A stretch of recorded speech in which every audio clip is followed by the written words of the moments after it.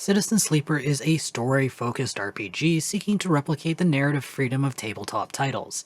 Players take on the role of a sleeper, an artificial human who now must learn to survive while on the run from the corporate overlords. To gain their freedom, players will need to find allies among the inhabitants of Erlin's Eye, all while grinding away at whatever work the player can find to feed their most basic needs for survival. Citizen Sleeper is a well-written game. The game is not very long, as a full run clocks in at about 3 to 5 hours. Yet the writers crafted a reasonably well-fleshed-out world filled with a colorful cast of characters in such a short time.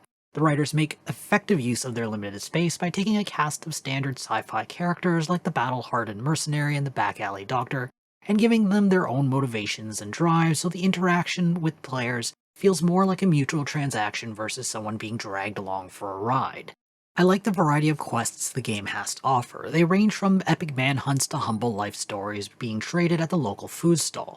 The variety gives Citizen Sleeper a more believable feel to both the game and Erlin's Eye as a location. The replayability is decent. If players learn how to play the game efficiently, then there is enough story content for players to experience all the side quests and endings from 2 playthroughs of the game. There are multiple endings stemming from 3 different paths, and multiple endings in a run can be done if they are chosen in the right order before reloading the save.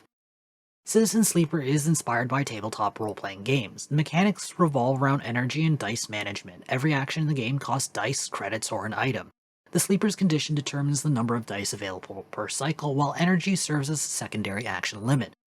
Dice actions can result in positive, negative, or neutral consequences, resulting in the loss or gain of story progression, credits, items, energy, or condition points. The chance of each consequence is based on the stat bonuses and the dice used to pay for the action.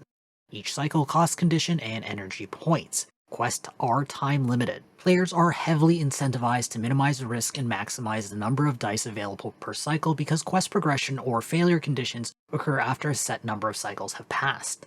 The Sleeper has 5 stats, 1 for each type of action. Each stat type has 2 skills and bonus stats that can be purchased with upgrade points earned as the game progresses. The balance is okay, but far from perfect. The engineer and interface skills are incredibly powerful, and I found having both maxed out made survivable laughably easy by endgame. Intuit's final skill to reroll dice once per day was handy, but Endure's final skill needs to be buffed significantly to bring it in line with the rest of the skills. That Endure skill guarantees sleepers a minimum of 2 dice per day, but the game's time pressure means players should be operating at or near the maximum of 5 dice if they plan on getting through most of the content during the run. The pacing of the game is very good until the end of the game.